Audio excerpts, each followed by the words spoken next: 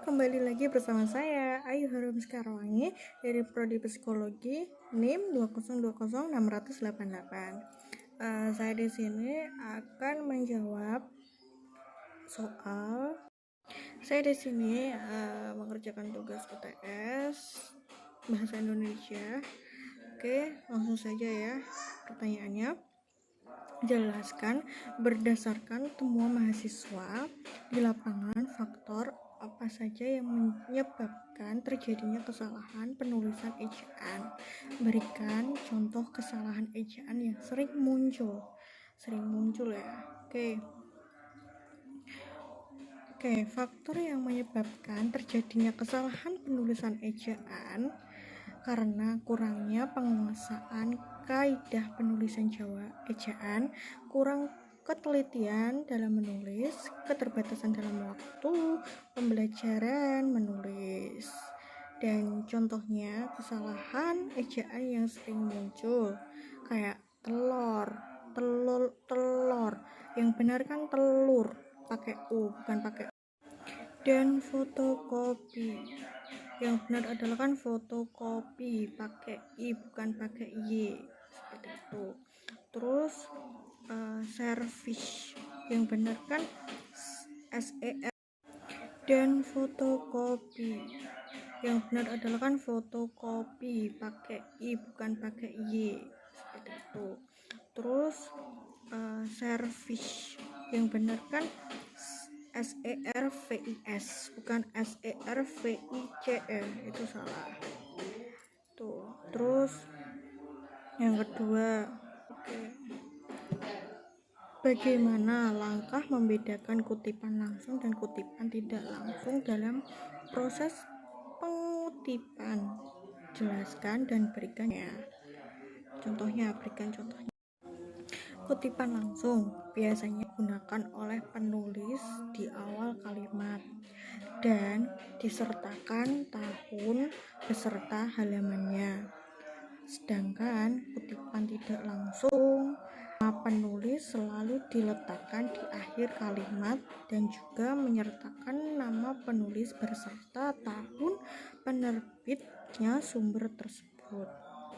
Contohnya, kutipan langsung menurut Patilima kurung buka 2013.24 kurung tutup.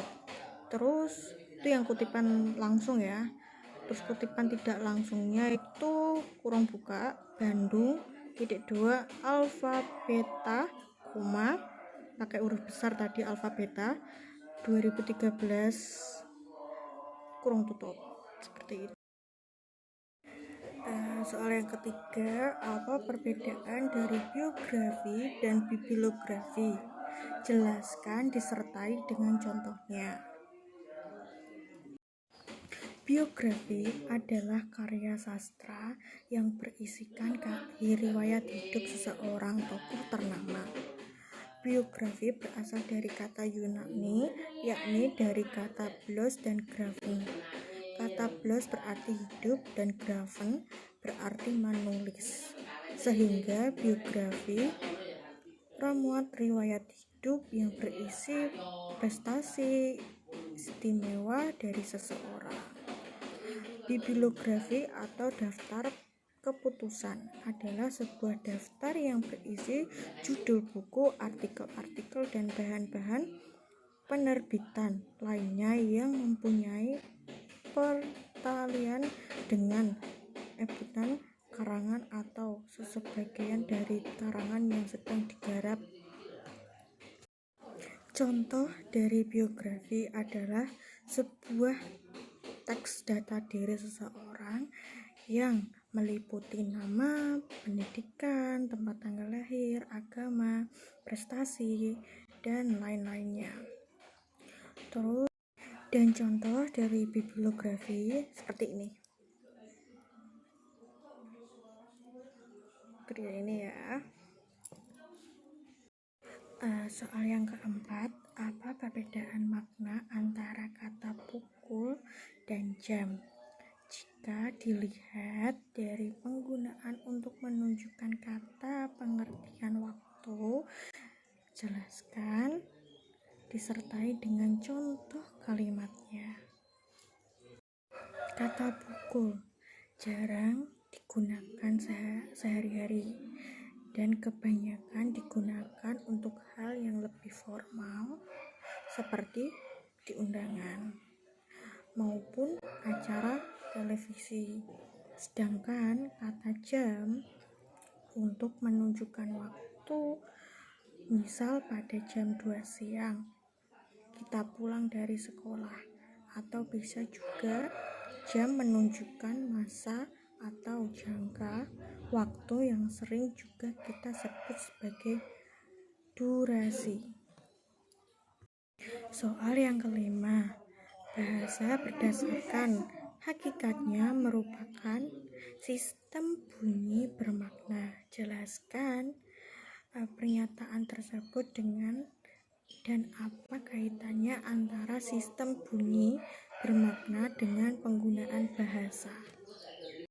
Sistem bunyi bermakna merupakan susunan kumpulan dari lambang-lambang bunyi seperti A, B, C, D, E, F, dan seterusnya.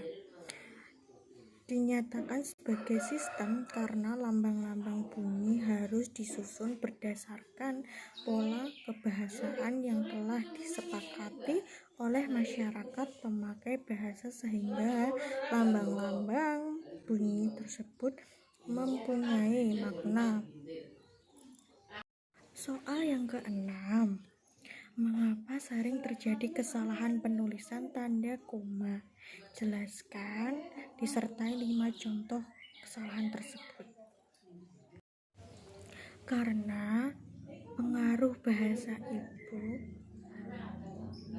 terdapat bahasa E2 lingkungan tempat tinggal siswa, kompetensi bahasa Indonesia. Siswa yang rendah, sikap siswa yang kurang peduli akan penggunaan bahasa Indonesia yang baik dan benar, dan karena rendahnya minat baca siswa. Selalu situasi penyebab kesalahan penggunaan kata dan tanda baca juga dipengaruhi oleh faktor-faktor guru, antara lain guru masih menggunakan metode pembelajaran tradisional, kesepakatan, dan guru jarang menggunakan media pembelajaran. Contohnya seperti ini ya, benar dan salahnya.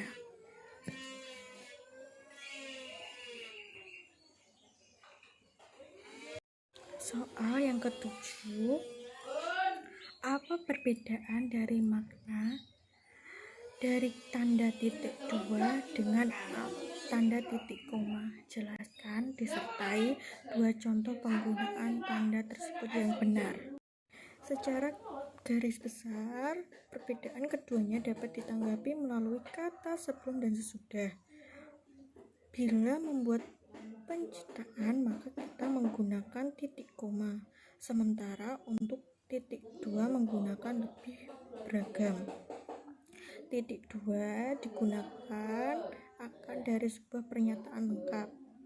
Contohnya, jika membeli buah apel, titik 2 apel, pisang, salak, dan durian.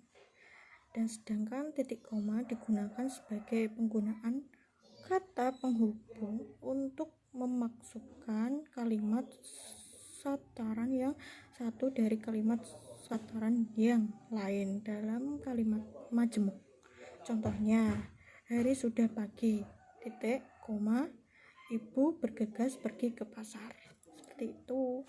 Soal yang ke-8, jelaskan mengapa sering terjadi kesalahan penulisan huruf miring. Berikan contoh kesalahan tersebut disertai dengan pembenarannya. Karena kurangnya pemahaman tentang kaidah pemakaian huruf miring, atau dapat juga disebabkan kurangnya ketelitian penulis. Perlu ditangani juga bahwa dalam tulisan tangan, huruf atau kata yang akan disertakan miring diberi 1 garis di bawahnya. Seperti ini. seperti ini ya. Terima kasih, sekian yang bisa saya sampaikan dan saya jawab. Sekiranya kalau salah kata mohon maaf. Wassalamualaikum warahmatullahi wabarakatuh.